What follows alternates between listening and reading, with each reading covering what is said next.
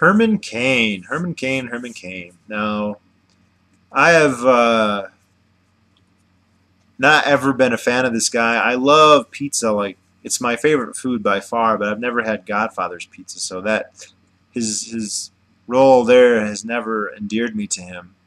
Uh, and given that he was the head of the Kansas City Fed, obviously I'm an intractable opponent of the Fed and all central banking and fiat money and maybe not necessarily fractional reserve banking, but pretty close. And on that note, he basically has zero credibility. That to me, that's a huge mark against him.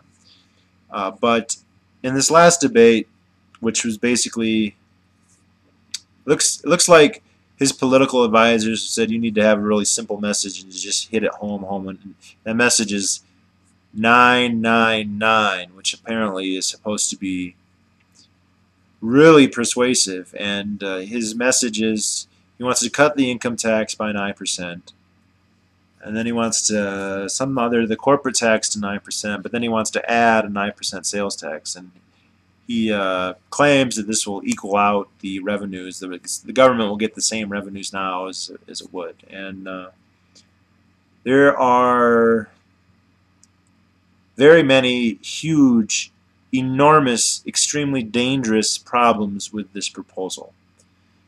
And I'd say the first one is the assumption that the federal revenues have to somehow be where they're at right now. Why? Why does the federal government need that much money? Especially from all the candidates, the government needs to cut money. So if the government needs to cut, if the government's too big, if they're against big government, then they should be for a smaller amount of revenue coming in. And Ron Paul has pointed out many times, we could cut it by half and it would be the size of the beginning of Bush's term. Is that draconian? And we're talking like a constitutional republic? No, we're talking the biggest state in history, still, by a lot. And to say, well, it needs this much, no, it doesn't. If you ask me, it doesn't need anything, but I think a real serious, like, constitutional government, federal government anyway, you're looking at a maximum of 10% of its current income. 10%. Anything less than that is not serious, is a joke. And to say it's got to be this same amount, like that the rubric, the standard comparison is it has to be what it is now, that just proves that he has no small government credentials, as none of them except for Paul do and Gary Johnson. But really, Paul is like the candidate par excellence when it comes to this. Now, the second problem is you have given the government another stream of revenue, and this is extremely worrying and very, very, very dangerous. And this is why I've never really liked the fair taxers or the flat taxers or anything. You're given the government another stream, another revenue stream, and if history is any judge and incentives make any sense, then that stream is only going to grow. I'm reminded of, I forget his name, he was the finance minister, or at least one of them, for Louis XIV, and he basically really was proud of his ability to tax the French people basically away from the Industrial Revolution. And he said the goal is it's like plucking feathers from a goose, and the goal is to get as many feathers as possible with as little hissing. And the way you do that is to have many, many smaller taxes as opposed to one or two big ones. And that's exactly what Herman Cain is advocating right here. By spreading it out, it's harder to see and it's harder to rebel against. If you're only paying a 9%, that doesn't sound too bad. The fact that you end up in the end of the year paying 70%, you don't see it. This is why withholding is also a horrible thing, and this is one of the biggest reasons why Milton Friedman is I like him because he's eloquent about a lot of things, but man, that if you're going to make some mistakes, that's a real big one to make. I know it wasn't his idea, and I know it would have happened probably without him, but man. And I didn't hear Paul in the last debate. Paul didn't point this out and say this is just another revenue stream. But Santorum and Bachmann both did. Now Bachmann kind of discredited her own validity by pointing, oh, it's 666 if you turn it upside down. Okay, so what? But they both point out that you're just giving them another revenue stream. And Cain had the most ridiculous assurance possible that they don't need to worry about that, because he says it'll never be raised because as long as I'm president, I will never sign an increase to either the income tax or the sales tax. Now, there's two problems with this. One, the promises of politicians, especially when they're campaigning, are non-binding. Completely non-binding. He could, the very first day he's in office, he could say, "Fuck it, I'm raising all taxes 100%," and no, there's no legal. You can't go to the court and say he promised at the debate with Charlie Rose that he wouldn't do that. And the judge is like, "You're right, he did make that promise." Boo, there's none of the void. No, it's totally non-binding, and they break promises so often. It's like a normative thing. Like when they make a promise, then that's something you know that they won't do. We have no basis at all to trust somebody, especially someone like Herman Cain. Ron Paul, even with Ron Paul, we have to be suspicious and we have to scrutinize anything he may or may not do. At least he has a 30-year consistent record.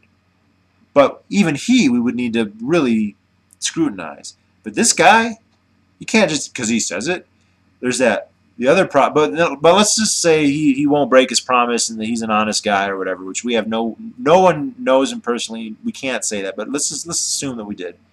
So what? He'll only be president for what? 8 years? What happens when he's not president? Can he promise that his successors will not raise the tax? No, he can't. It's absurd. It's the obvious follow-up question that I don't know how someone like Charlie Rose can make a living interviewing people and not ask the obvious next question.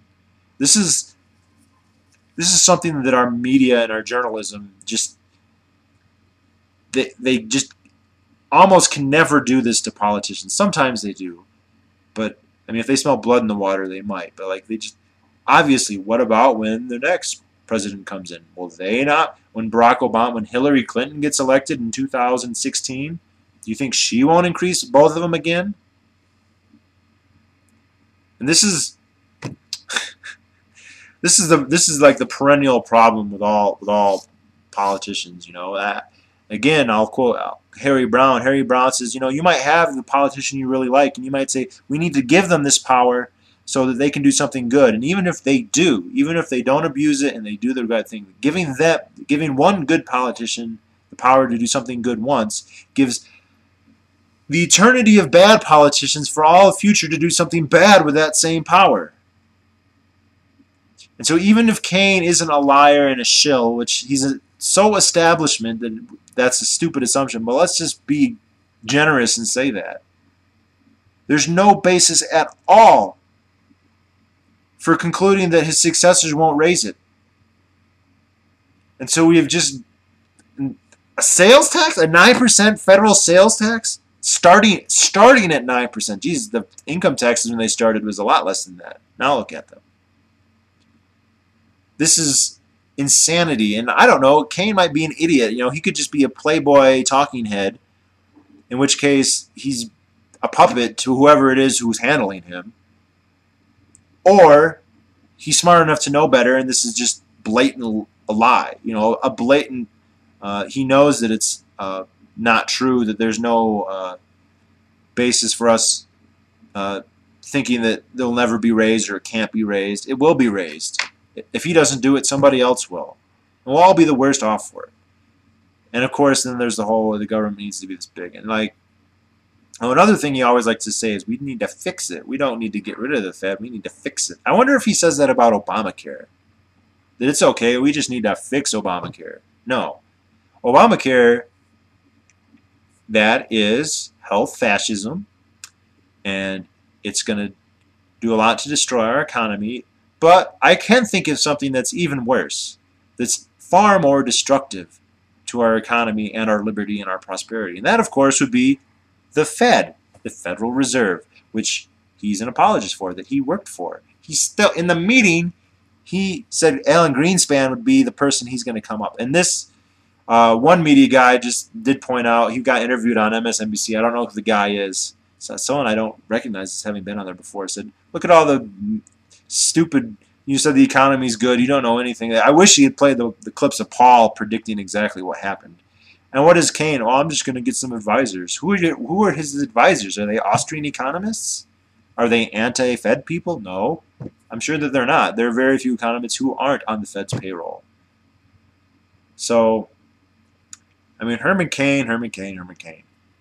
I think, well, I don't know what to think. I mean, I don't know what the power elite are doing, and I don't know how they pick which candidates they're going for. I do think that Perry and Romney have big, big problems.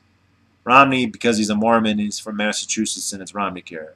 Perry, because he worked for Al Gore, because he's an idiot, because of the, what is it, HPV virus vaccine, the...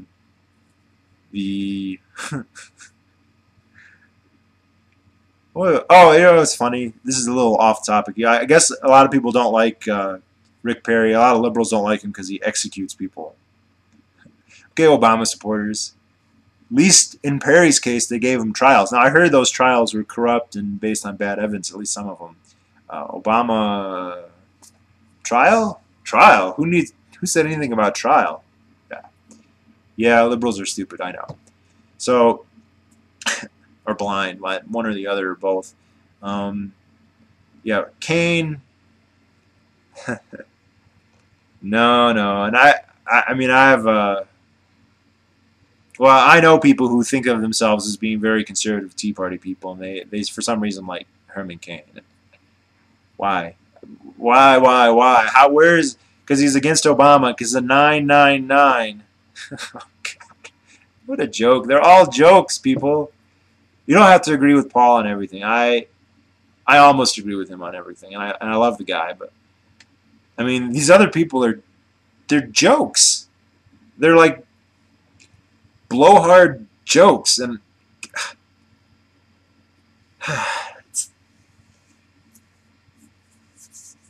999. That's the best. That's the solution to our economy.